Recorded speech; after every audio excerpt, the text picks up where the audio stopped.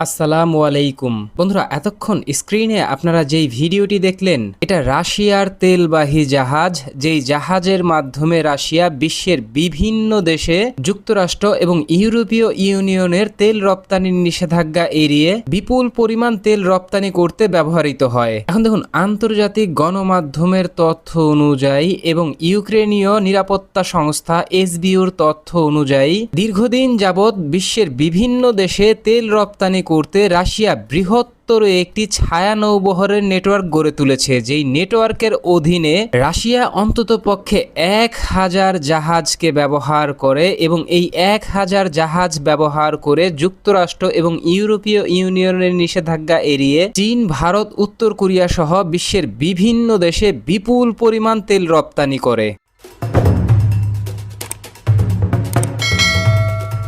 এখন দেখুন, ভিডিওর শুরুতেই যেই তেলবাহী ট্যাঙ্কারে অন্ততপক্ষে 4 থেকে 5টি বড় ধরনের বিস্ফোরণ হতে দেখেছেন, এটা রাশিয়ান জাহাজ ক্যান্ডিল, যেটা ওমানের পতাকাবাহী ভূমধ্য সাগরে অবস্থান করা। জাহাজটি সাম্প্রতিক সময় লিবিয়ার উপকূলবর্তী যেই আন্তর্জাতিক জলসীমা রয়েছে সেই জলসীমায় অবস্থান করছিল এবং সম্পূর্ণভাবে খালি অবস্থায় ছিল। তবে ইউক্রেনের পক্ষ থেকে দাবি করা হয়েছে ইউক্রেন তার নিজস্ব প্রযুক্তিতে তৈরি ড্রোন সিস্টেমের মাধ্যমে এই জাহাজটিতে সরাসরি হামলা পরিচালনা করেছে। এক্ষেত্রে ইউক্রেনীয় কর্তৃপক্ষ নিশ্চিত করেছে ইউক্রেনীয় সীমান্ত থেকে অন্তত 2000 কিলোমিটার দূরে রাশিয়ার ছায়া নৌবহরের এই বৃহৎ তেল ট্যাঙ্কারটিকে আক্রমণ করা হয়েছে। যে বিষয়টিকে কেন্দ্র করে ইতিমধ্যেই রাশিয়ার পক্ষ থেকে বলা হয়েছে তাদের জাহাজে ব্যাপক হামলা হয়েছে এবং জাহাজটিতে আংশিকভাবে বড় ধরনের ক্ষয়ক্ষতি হয়েছে। তবে এটা নিশ্চিত করা হয়নি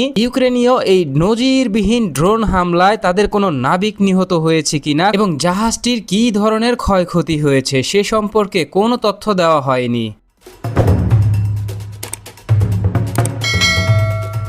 এখন দেখুন, ইউক্রেনীয় নিরাপত্তা সংস্থা এসবিউর পক্ষ থেকে নিশ্চিত করা হয়েছে যুক্তরাষ্ট্রের নিষেধাজ্ঞা এড়াতে রাশিয়া তার ছায়া নৌবহরে যেই 1000 তেলবাহী ট্যাঙ্কার ব্যবহার করে, এই তেলবাহী ট্যাঙ্কারগুলো নিয়ে রয়েছে ব্যাপক ধোঁয়াশা। কারণ কিছুদিন পরই এই তেলবাহী ট্যাঙ্কারগুলোর মালিকানা পরিবর্তন হয় এবং বিভিন্ন সময় বিভিন্ন দেশের পতাকা ব্যবহার করে এই জাহাজগুলো রাশিয়ান বিপুল পরিমাণ জ্বালানি পণ্য, তেল এবং গ্যাস রপ্তানিতে বড় অবদান রাখে। তবে ইউক্রেনীয় নিরাপত্তা সংস্থা এসবিউর পক্ষ থেকে নিশ্চিত করা হয়েছে ইউক্রেন এবার যুক্তরাষ্ট্র, যুক্তরাজ্য এবং ন্যাটো জোটের যেই সদস্য দেশগুলো রয়েছে তাদের গোয়েন্দা সংস্থার থেকে প্রাপ্ত তথ্যের উপর ভিত্তি করে এবং নিজস্ব গোয়েন্দা সংস্থার তথ্যের উপর ভিত্তি করে ব্যাপক ভিত্তিতে রাশিয়ান এই ছায়া নৌবহরের জাহাজগুলোকে খুঁজে খুঁজে বের করবে এবং তার উপর বড় ধরনের হামলা পরিচালনা করবে। এখন দেখুন, ইউক্রেনের পক্ষ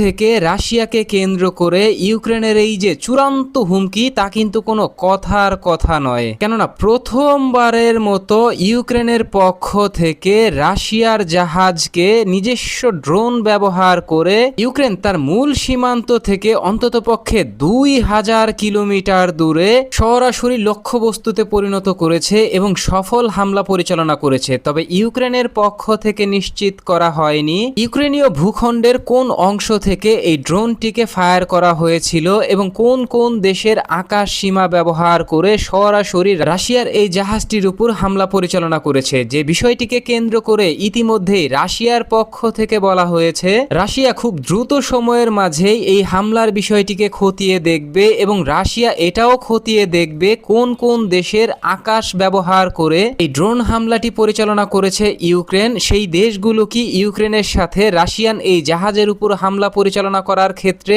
সরাসরি যুক্ত ছিল কিনা। পাশাপাশি রাশিয়ার পক্ষ থেকে এটাও ঘোষণা দেয়া হয়েছে ইউক্রেনীয় এই ড্রোন হামলাটি কি অন্য কোনো দেশ থেকে বা দ্বিতীয় অথবা তৃতীয় কোনো দেশ থেকে করা হয়েছে কিনা, যারা এই অঞ্চলে সরাসরি ইউক্রেনকে সহযোগিতা করছে রাশিয়াকে কোণঠাসা করতে। এক্ষেত্রে নিশ্চিত করেই বলা যায় রাশিয়ার পক্ষ থেকে আঙুল তোলা হয়েছে যুক্তরাষ্ট্রের দিকে। কারণ মধ্যপ্রাচ্যের যেই দেশগুলো রয়েছে তার অধিকাংশই যুক্তরাষ্ট্র যুক্তরাষ্ট্রের অত্যন্ত ঘনিষ্ঠ মিত্র। এক্ষেত্রে যুক্তরাষ্ট্র এই দেশগুলোর অভ্যন্তরে বড় ধরনের সামরিক ঘাঁটি স্থাপন করে রেখেছে এবং যুক্তরাষ্ট্র এই ঘাঁটিগুলো ব্যবহার করেই ইউক্রেনকে খুব সম্ভবত হামলা পরিচালনা করার জন্য সুবর্ণ সুযোগ করে দিয়েছে। তবে এখন দেখার বিষয় রাশিয়ার পক্ষ থেকে এই হামলার সাথে মধ্যপ্রাচ্যের কোনো দেশের সম্পৃক্ততা পেলে সেই দেশের উপর সরাসরি রাশিয়ার পক্ষ থেকে কী ধরনের পদক্ষেপ নেওয়া হয় তা সময়ই বলে দিবে। এখন দেখুন, মানুষের ভাগ্য যদি খারাপ হয় তাহলে ঘোড়ার পিঠে বসে থাকলেও ফিলটা কিন্তু গাধার মতোই হয়।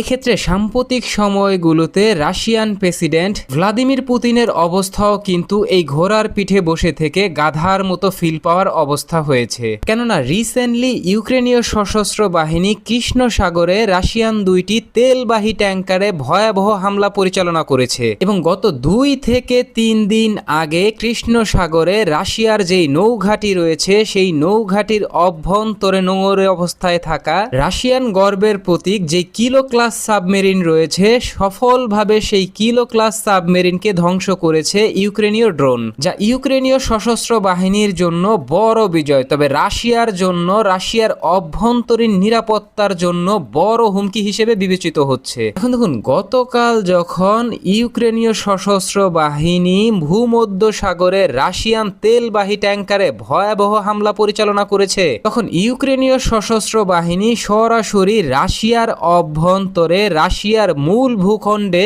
ওরিওল এবং দক্ষিণ রোস্তবে ব্যাপক পরিমাণ ভয়াবহ ড্রোন হামলা পরিচালনা করেছে ইউক্রেনীয় সশস্ত্র বাহিনী। যেই হামলার প্রধান টার্গেট ছিল এই 2টি অঞ্চলের বিদ্যুৎ সাপ্লাই ব্যবস্থা সরাসরি ধ্বংস করে দেয়া। এক্ষেত্রে কিন্তু শতভাগ সফল হয়েছে ইউক্রেন। রাশিয়া এবং ইউক্রেন দুই পক্ষই নিশ্চিত করেছে গতকাল চালানো ইউক্রেনীয় ড্রোন হামলায় ওরিওল এবং দক্ষিণ রোস্তব অঞ্চলের ব্যাপক ক্ষয়ক্ষতি হয়েছে। অন্ততপক্ষে 3টি বিদ্যুৎ সাপ্লাই কেন্দ্র বা বিদ্যুৎ পাওয়ার প্ল্যান্ট পুরোপুরি ধ্বংস হয়ে গেছে এবং রাশিয়ার এই 2টি অঞ্চলে নেমে এসেছে ব্যাপক অন্ধকার। যে বিষয়টিকে কেন্দ্র করে ওই অঞ্চলের মানুষ ইতিমধ্যেই রাশিয়ান প্রেসিডেন্ট মিস্টার ভ্লাদিমির পুতিনকে ব্যাপক চাপ দিচ্ছে এবং রাস্তায় নেমে আসছে ইউক্রেনের সাথে যুদ্ধবিরতি চুক্তি করার জন্য।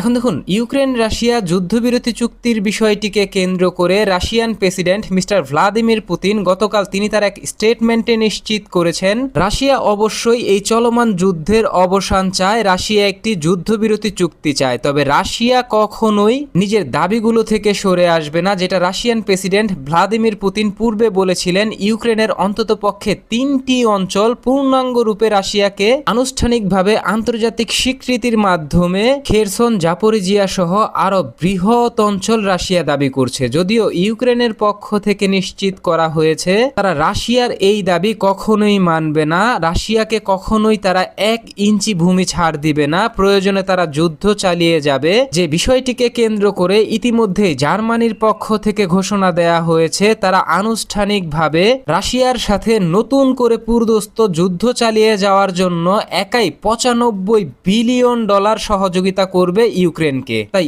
ইউক্রেনও এখন নতুন করে বড় ধরনের হামলা পরিচালনা করে রাশিয়াকে এক প্রকার চাপ প্রয়োগ করছে, বাধ্য করার চেষ্টা করছে যুদ্ধবিরতি চুক্তি করার জন্য। তো বন্ধুরা, প্রথমবারের মতো নিজ ভূখণ্ড ইউক্রেন থেকে 2000 কিলোমিটার দূরে ভূমধ্য সাগরে রাশিয়ান তেলবাহী জাহাজে ইউক্রেনের ভয়াবহ হামলা পরিচালনা করা ঠিক একই দিনে রাশিয়ার অভ্যন্তরে ব্যাপক ড্রোন হামলা পরিচালনা করে রাশিয়ার 2টি অঞ্চলকে সরাসরি বিদ্যুৎ বিচ্ছিন্ন করে দেয়া এবং নতুন করে রাশিয়ার সাথে বড় ধরনের যুদ্ধের প্রস্তুতি নেওয়া ইউক্রেনের পক্ষ থেকে এবং ইউক্রেনের পক্ষ থেকে ঘোষণা দিয়েই রাশিয়ান যেই ছায়া নৌবহরের তেলবাহী ট্যাঙ্কারগুলো রয়েছে সেগুলোকে খুঁজে খুঁজে ধ্বংস করার ঘোষণা দেয়া। এ সম্পর্কে আপনি কি ভাবছেন? আপনার গুরুত্বপূর্ণ মতামতটি জানিয়ে দিন কমেন্ট বক্সে। আমাদের ভিডিওটি ভালো লাগলে আমাদের সমর্থন করতে ভিডিওটিতে লাইক, কমেন্ট, শেয়ার এবং চ্যানেলটিকে সাবস্ক্রাইব করে সঙ্গে থাকুন। ধন্যবাদ।